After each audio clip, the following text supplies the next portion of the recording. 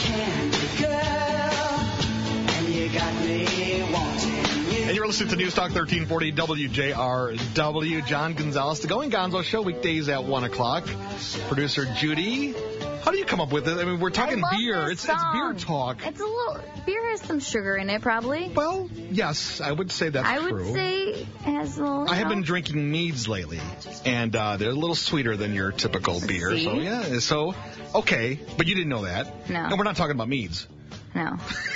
I just love this song, okay? Well, we are talking about beer with a little spice in it, and joining us in the studio is Ben Darcie, the Michigan beer dude. How you doing, man? Very well. Thank you very much for having me. I can't believe this is the first time we've actually met, and that this is your first time on the show, too. Yeah, I'm very excited to be here. It's great to finally get to meet you in person. Well, and good to meet you. Of course, I've read a lot about you. You're a busy man, a busy fellow. In fact, the last time I talked to you over the phone last week, I said, what title do I use, in our interview? Because you do, what are all the things that you do? Why don't you run them down for the listeners? Sure, absolutely. I am sort of very actively engaged in the West Michigan beer community. So first and foremost, I spent a wonderful year and a half with JY's Distributing. They're a local beer distributor. Spent a lot of time with them selling Grand Rapids beer, which was amazing. And then I just recently, as you said, started a position here at Brewery Vivant in Grand Rapids, which has been one of my favorite breweries. It's a great honor to join that staff there. And then on top of that, I'm also very involved in the community in terms of writing. I write for the Rapidian, and I'm a Beer Hound, which is a statewide publication. Sure.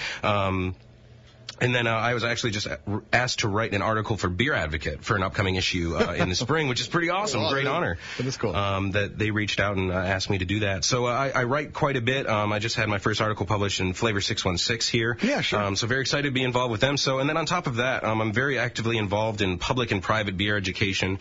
In 2010, I started the first and only extensive beer tasting class in Michigan, which is a 9-week-long, one class per week beer tasting class, and that's actually coming back here in the spring. I love it, Del. I'm going to get signed up right now. You need to. Well, wait a minute. I'm sorry. No, it's just fun because the more you learn, right? I know. There's more to learn every single day. Oh, absolutely. No one can say I'm an expert, I know it all, right? Absolutely. And that's something that's, really important to keep in mind when you're doing something like beer is that, there's always more to learn. There's always more to be read. So it's very important to keep that in mind. There's always someone who knows more than you. Well, and that's true. But that's what makes it fun. I don't like the people that say, I know it all, and they kind of just won't let you even get a word or question in because they're going to control the conversation and then they show off their knowledge, right? Absolutely. Then there are those like myself, I think, that are just like, I know a little bit about it. I can tell you a lot about beer, but I don't know it all, and I want to learn more. And I think that's the right way to approach beer, don't you think? Oh, absolutely. That's one of the things that I bring forward most often in my beer classes, and then also in the monthly beer school at Hopcat is that I tell people, feel free to ask questions. Everybody has stuff that they need to know, and I tell them that I don't have the answers to everything. Yeah. Well, sometimes I'll read a lot of the reviews on some of the websites, and I feel like everyone's just copy and pasting what everyone else says, because it's the same terminology, the same kind of phrasing, and I'm like, can we be a little more creative, or does beer have certain terms that need to be used?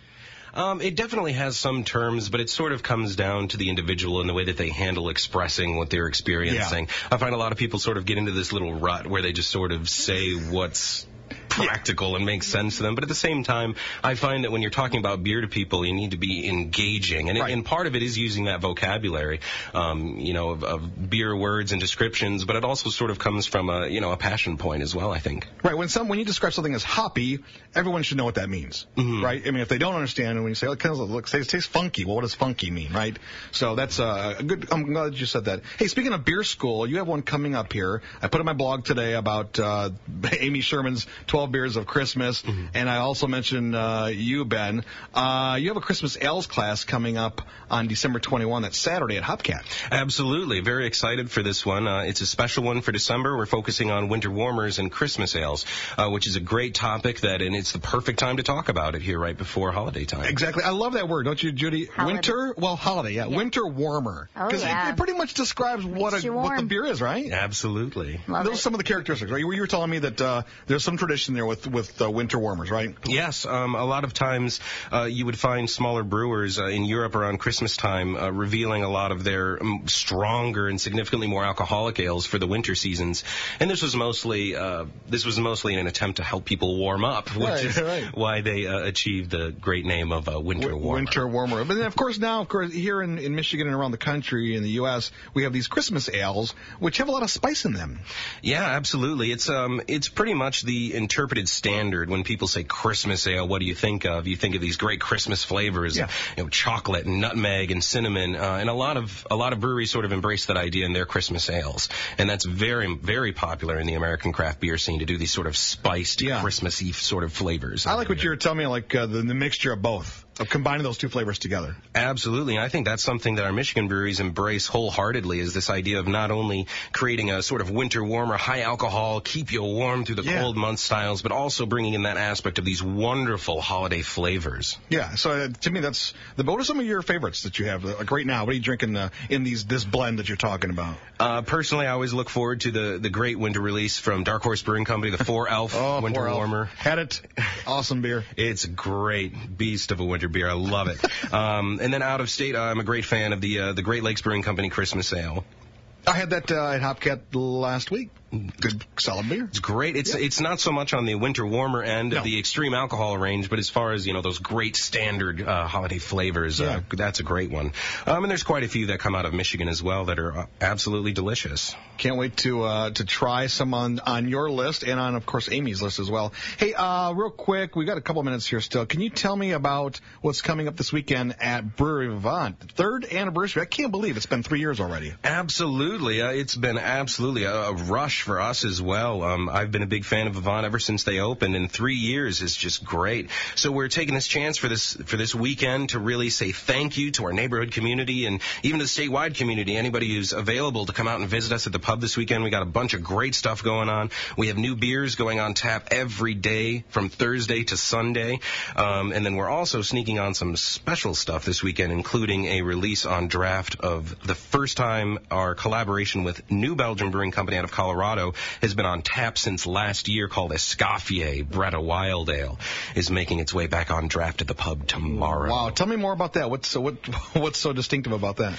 Well, one, it was sort of our first major release for a sour Bretta ale in terms of releasing in cans, and then also it was our first time collaborating with the ever wonderful New Belgium Brewing Company in Denver, Colorado. So we were talking to them for quite a few months, and everything lined up. They came out here, we brewed a beer. We went out there, we brewed a beer, and we released it in draft and in cans in Michigan and our Chicago market. And then New Belgium released their version in 22-ounce bombers across their whole distribution footprint as well. So it was wonderful. For a short little range there, you could have the Vivant Escoffier and the New Belgium Escoffier at the same time.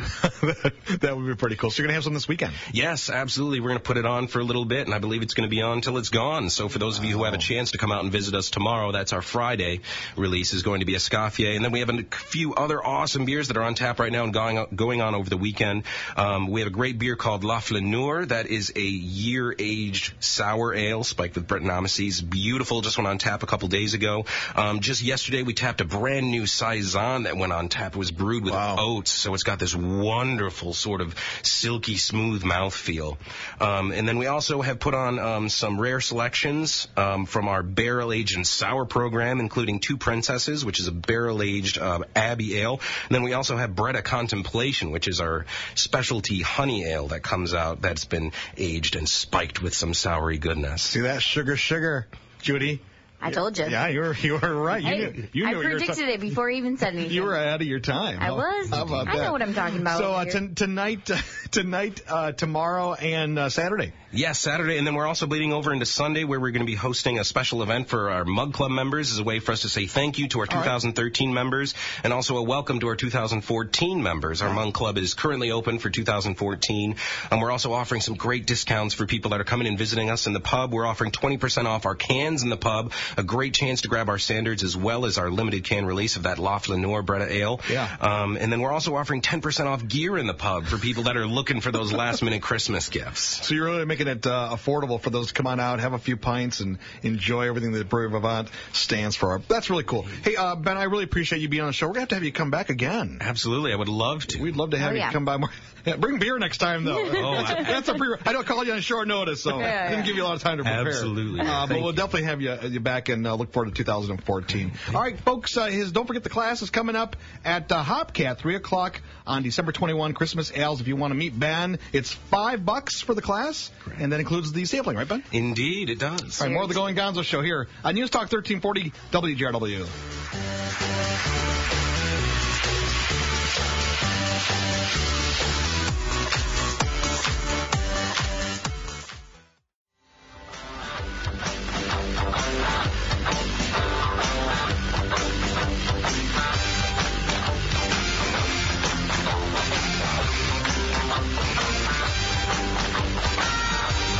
You're listening to News Talk 1340 WJRW. John Gonzalez, the Going Gonzo Show, weekdays at 1 o'clock. Ben Darcie is still in the studio with us. You know what? It was so much fun. We just said, hey, you need a theme song, right? So we said, well, let's give us your favorite song, and here you go, the Black Keys. Indeed, there it is. Well, they're good kind of Midwest guys, right? They're from Cleveland, aren't they? Yeah, From they the area. are. So I think Akron, Ohio. Akron, close enough. It's Ohio. Dude, all the brewers, they love Black Eyed Peas. They do. The Black Keys. The Black Eyed Peas. Yeah. Oh, yeah. All the brewers love the Black Eyed Peas. I was thinking of my bumper song coming out. Shut up. I can't wait to. Thinking of the bumper song out, okay? That would be an interesting hybrid. I'm gonna call Wiggs over at Dark Horse in Marshall and say, Wiggs, have you listened to like Black Eyed Peas? Shut up. You probably would, too. Shut up, God. No, that's okay. Or I'll call a Wob over at Minton Brewery and see if he likes the Black Eyed Peas. Who's your head brewer over at Brewery Vivant? Our head brewer's name is Mr. Jacob Derillo. He's been with Jason us Derillo. Hey. You got some He's been there for how long? He's been there since the very start, and he was actually with Jason at New Holland Brewing Company previous, and I believe he's going on his 15th or 16th year as a professional brewer. Wow. So he knows what he's doing. He very much does. Now, Brewery Vivant, though, is a little different. We got a couple entertainment headlines coming up, folks, but we'll talk to Ben a little bit more about brewing here in Grand Rapids in West Michigan. Brewery Vivant's a little different than, say, like a Minton or, some of the other places in town. Mm-hmm. You brew Belgian-style beer, right? Absolutely. We pride ourselves in making some of the only Belgian beer in the state, and then we also sort of go along the styles of Belgo-American, which is a little different. It's not so traditional in terms of the actual presentation of the beer as most Belgian styles, which tend to be very yeasty and very funky and very sour. Yeah.